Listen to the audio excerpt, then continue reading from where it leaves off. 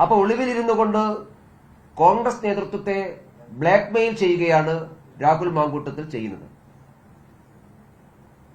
ഇത്രമാത്രം കേരളത്തിൽ നാണക്കേടുണ്ടായിട്ടും ഒരു പൊതുസമൂഹമാകെ കോൺഗ്രസ് നേതൃത്വത്തിനായിട്ട് നിരന്തരമായിട്ട് പ്രതികരിച്ചിട്ടും ആ നാണക്കേട് സ്വയം സഹിച്ചുകൊണ്ട് രാഹുൽ മാങ്കൂട്ടത്തിലിനെ പരമാവധി സംരക്ഷിച്ചു നിർത്താൻ ഒരു വിഭാഗം കോൺഗ്രസ് നേതാക്കന്മാർ പരിശ്രമിക്കുന്നത് ഈ ബ്ലാക്ക്മെയിലിന്റെ ഭാഗമായിട്ടുള്ള.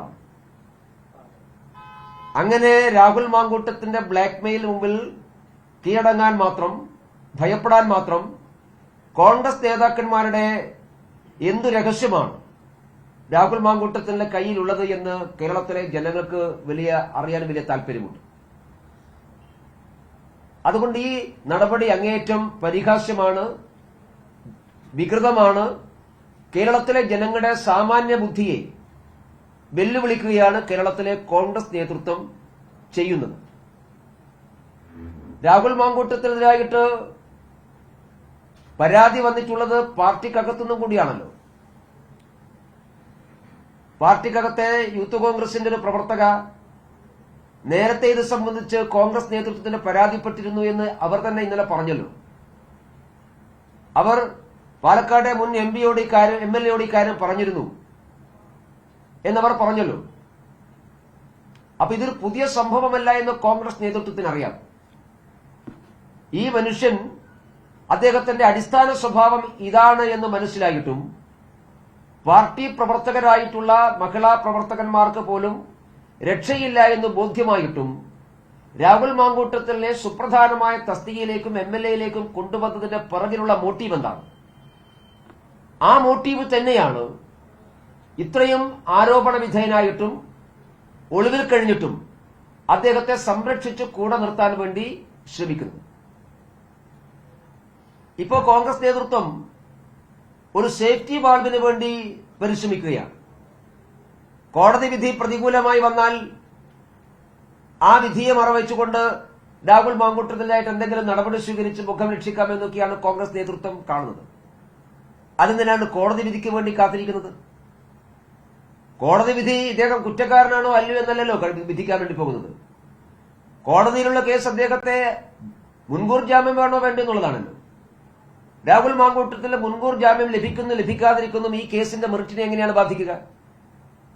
കെപിസിസി നേതൃത്വം ഡിജിപിക്ക് കൈമാറിയിട്ടുള്ള പരാതിയിലെ വിശദാംശങ്ങൾ ആ കേസിനെ എങ്ങനെയാണ് ബാധിക്കുക?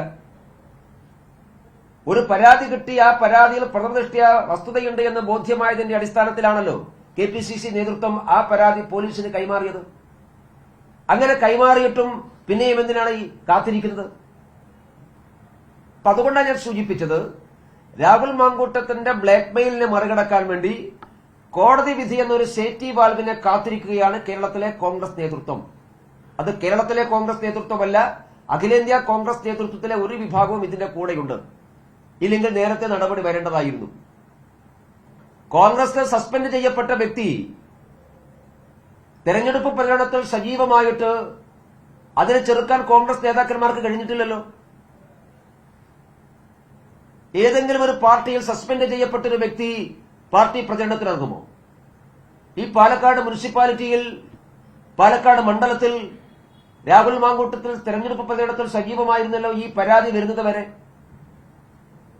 നിങ്ങൾ എവിടെയെങ്കിലും കേട്ടിട്ടുണ്ടോ ഏതെങ്കിലും രാഷ്ട്രീയ പാർട്ടി സസ്പെൻഡ് ചെയ്യപ്പെട്ട വ്യക്തി പാർട്ടിക്ക് വേണ്ടി ക്യാമ്പയിൻ ചെയ്യുന്നത്? അപ്പൊ പാലക്കാട് ജില്ലയിലെ കോൺഗ്രസ് നേതൃത്വം ആരോട് കൂടിയാണ്? പാലക്കാട് ജില്ലയിലെ കോൺഗ്രസ് നേതൃത്വം അറിയാതെയാണോ രാഹുൽ മാങ്കൂട്ടത്തിൽ ഇവിടെ വന്ന് ദിവസങ്ങളോളം ക്യാമ്പ് ചെയ്ത് കോൺഗ്രസിന് വേണ്ടി ക്യാമ്പയിൻ നടത്തിയത്? കോൺഗ്രസ് പാർട്ടി മത്സരിപ്പിക്കുന്ന സ്ഥാനാർത്ഥികളുടെ വീടുകൾ കയറിയിറങ്ങിയത് പാലക്കാട്ടെ കോൺഗ്രസ് നേതൃത്വം അറിയാതെയാണോ?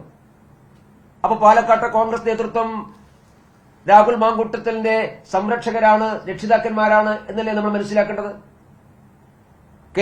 കേരളത്തിലെ കോൺഗ്രസ് നേതൃത്വത്തെ എന്താ തടയാൻ കഴിയാതെ പോയത്? അപ്പൊ കേരളത്തിലെ കോൺഗ്രസ് നേതൃത്വത്തിന് പോലും തടയാൻ കഴിയാത്ത അമാനുഷികത എങ്ങനെയാണ് ഒരു യുവ എംഎൽഎക്ക് കോൺഗ്രസിനകത്ത് വന്നിട്ടുള്ളത്? ഇതിനെക്കുറിച്ചാണ് കോൺഗ്രസ് പ്രവർത്തകന്മാർ ആലോചിക്കണമെന്ന് ബിജെപി അഭ്യർത്ഥിക്കുന്നത്.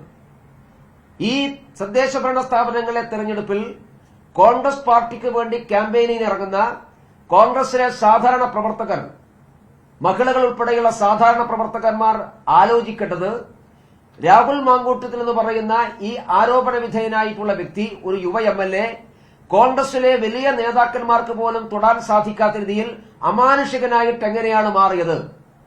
അല്ലെങ്കിൽ കേരളത്തിലെ കോൺഗ്രസ് നേതാക്കന്മാരെ വിരൽത്തുമ്പിൽ നിർത്താൻ സാധിക്കുന്ന അവരുടെ എന്ത് രഹസ്യങ്ങളാണ് രാഹുൽ മാങ്കൂട്ടത്തിന്റെ കയ്യിലുള്ളത്? ഈ കാര്യത്തെക്കുറിച്ച് കോൺഗ്രസ് നേതാക്കന്മാർ, കോൺഗ്രസിന്റെ സാധാരണ പ്രവർത്തകന്മാർ ഒന്ന് ആലോചിക്കുക എന്നുള്ളതാണ്. അതുകൊണ്ടാണ് ഞാൻ സൂചിപ്പിച്ചത്, ഇത് രാഷ്ട്രീയ ജീർണതയുടെ അങ്ങേയറ്റമാണ്.